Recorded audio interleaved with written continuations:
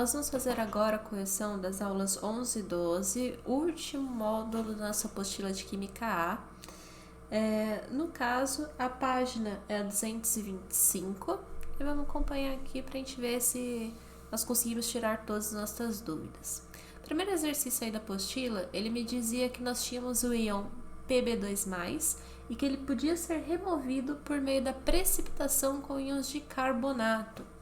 Me dava a informação que a 25 graus Celsius a nossa solubilidade seria de 3 vezes 10 a menos 7.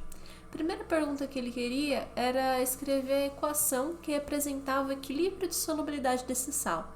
Se eu quero a equação que representa o equilíbrio de solubilidade, eu estou pedindo para você, na verdade, a equação de dissociação desse sal. No caso, eu não tenho Pb2+ com CO3 2-, então eu sei que o sal que eu vou formar é esse aqui, ó. Tenho Pb2+ e íon carbonato, CO3 2-. Como a minha carga ela é a mesma, tenho 2 positivos para 2 negativos, então juntando um com o outro já está neutro, não precisa fazer aquele escorregue e senta, porque nós já temos a mesma carga. Por isso que o nosso sal é o PbCO3. Montando a nossa dissociação, então eu tenho aí, ó, PbCO3 virando Pb2+ e CO3 2-. Lembra que tem que fazer o balanceamento e nesse caso nossa equação já está balanceada, que ela é de 1 para 1. Agora, na B, ele pedia para nós calcularmos a constante de equilíbrio de solubilidade. Então, nesse caso, ele pede para nós calcularmos o Ks. Lembra, para o Ks, nós precisamos fazer uma relação com a nossa reação, com a nossa dissociação. No caso, nós já tínhamos feito a dissociação ali em cima e nós sabemos o seguinte, que lá pelo enunciado, ele me disse que a solubilidade desse sal, do carbonato de chumbo, ele é de 3 vezes 10 a menos 7. Então, lembra, a nossa solubilidade ela está relacionada com a nossa estequiometria. Como a nossa reação ela é de 1 para 1, então significa que todos aparecem na mesma quantidade. Então, o que eu tiver desse meu sal é o que eu terei de íons chumbo, é o que eu terei de íons carbonato. Por isso que nós podemos fazer a seguinte relação, que se a minha solubilidade era de 3 vezes 10 a menos 7 mol por litro, então eu também tinha essa concentração de íons chumbos e essa concentração de carbonato, por conta da minha estequiometria aqui ser igual. Então lembra, se eu quero calcular o Ks, basta eu fazer a relação entre os nossos produtos. Nesse caso, ó, Ks seria concentração do Pb2+ vezes a concentração do CO3 2-. Nosso expoente aqui é 1, porque os nossos coeficientes estequiométricos também acabam sendo 1.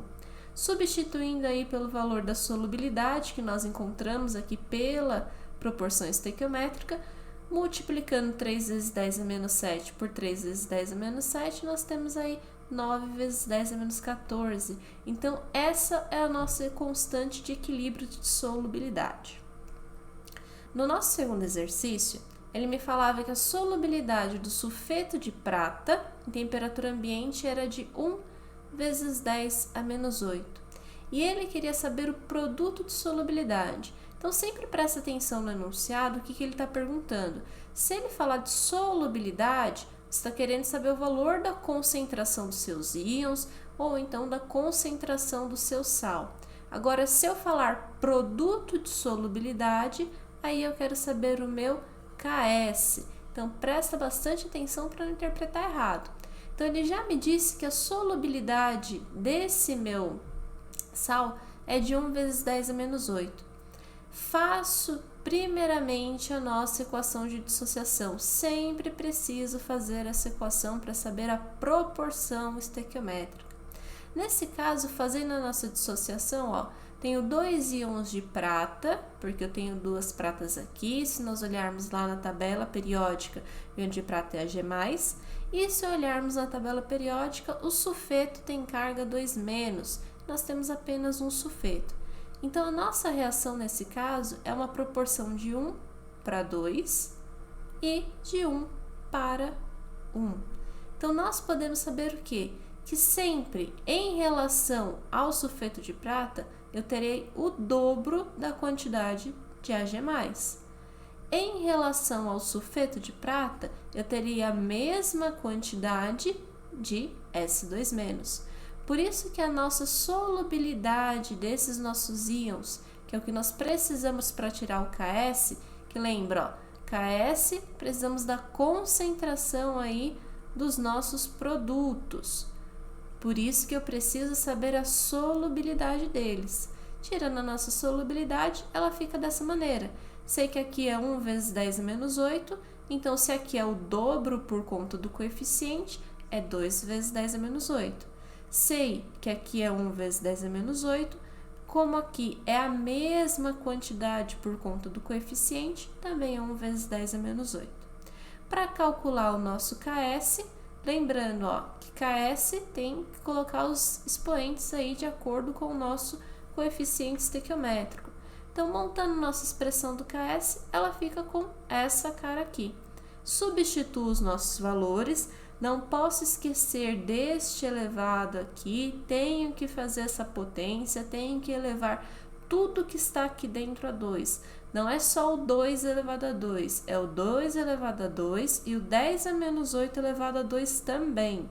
Por isso que no final das contas, o meu KS acaba sendo 4 vezes 10 a menos 24. Que era a nossa alternativa D. Agora, passando para o nosso próximo exercício.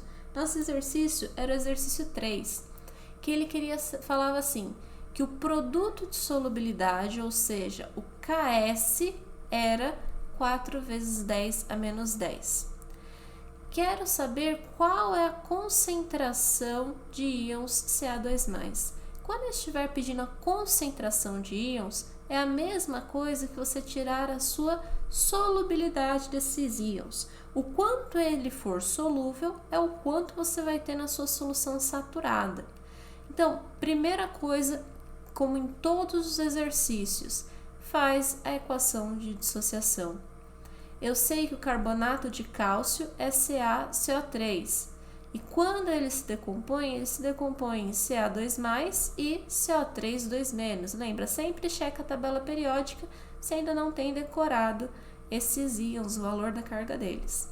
Nossa equação já está balanceada, ó, um cálcio, um carbonato, então eu sei que ela é de 1 para 1. Só que tem um detalhe, eu não falei a solubilidade de ninguém no enunciado, então eu vou precisar descobrir.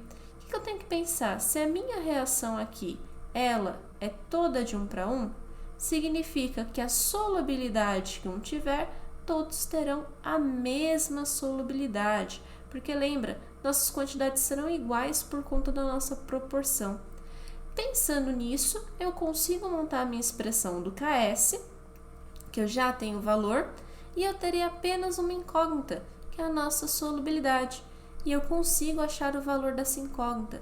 Por isso que montando a nossa expressão, que ficaria assim, ó, produto entre a concentração do Ca2+ e a concentração do CO3 2-, sei que o KS pelo enunciado que ele me forneceu aqui é 4 vezes 10 a menos 10, sei que a concentração do Ca2+ é a nossa solubilidade, sei que a concentração do CO3 2- também é esse mesmo valor de solubilidade, então no total eu teria aqui S ao quadrado, ó, S vezes S, S ao quadrado. Tirando a raiz aqui de 4 vezes 10 a menos 10, eu tenho que a minha solubilidade é 2 vezes 10 a menos 5. Como eu sei que concentração de Ca2+ é a mesma coisa que S, então o valor da concentração dele é o próprio 2 vezes 10 a menos 5. Por isso que ficamos aí com a nossa alternativa E. Agora, o nosso próximo exercício, o exercício 4, ele falava o seguinte: levando em conta que o produto de solubilidade do AgCl é 1 vezes 10 a menos 10, podemos concluir que ele nos dava aí uma tabelinha com duas soluções, ambas tinham uma mistura de íons. Tínhamos 2 íons positivos e 2 íons negativos. Se nós olhássemos as alternativas que a apostila fornecia, ela sempre falava qual era a classificação da nossa solução de acordo com o cloreto de prata, se ela era saturada, se ela era insaturada ou se ela era supersaturada em relação ao cloreto de prata. Então, se eu estou falando do cloreto de prata, eu posso simplesmente ignorar os outros íons que eu tenho aí. Vou me preocupar somente com a prata e com o nosso cloreto. Os outros íons, como eles não têm a mesma natureza que a prata e o cloro, eles não irão interferir no meu KS, não irão interferir na minha solubilidade. Porque, de novo, o exercício que é a solubilidade em relação ao cloreto de prata. Então, pego aqui meu cloreto de prata e monto a minha ionização, porque eu sempre tenho que fazer isso para saber a nossa proporção, nosso coeficiente estequiométrico. Olhando, nós sabemos aqui que nossa reação é toda de 1 para 1. Se eu tenho já o valor do meu KS para o cloreto de prata, e já tenho o valor aqui da solubilidade desses meus íons, o que eu preciso saber para classificar nossa solução em saturada, insaturada ou saturada com precipitado? Seguinte, o nosso KS, ele já mostra o valor da nossa solução saturada. Então, sempre que o produto da concentração dos íons que nós estamos interessados, o valor dele acabar dando igual ao KS, significa que a sua solução ela está no limite, ela está saturada. Agora, toda vez que o produto dos íons que você tem na solução, o valor desse produto der maior do que o valor do seu KS, significa que a sua solução está saturada com o corpo de fundo ou supersaturada. E ainda, se, lembrando, corpo de fundo é a mesma coisa que precipitado. Ah, mas tô errando aqui escrevendo, que é péssimo escrevendo isso daqui. Vamos lá. Precipitado. Acho que dá para entender. Seguinte, ainda, se o nosso valor do produto entre as nossas concentrações der menor do que o nosso KS, significa que a nossa solução está insaturada. Então, pelo valor do KS, nós conseguimos descobrir a natureza da nossa solução. Então, se der igual ao valor do KS, solução saturada, está no limite. Se o produto der maior do que o KS, saturada com precipitado ou supersaturada, já passei do meu limite. Se der menor do que o KS, solução insaturada. Então, nós vamos precisar descobrir para a solução 1 e para a solução 2, qual que é o produto entre essas concentrações, para fazer uma comparação com o KS que foi fornecido aqui no nosso exercício. Então, primeiro, para a nossa solução 1.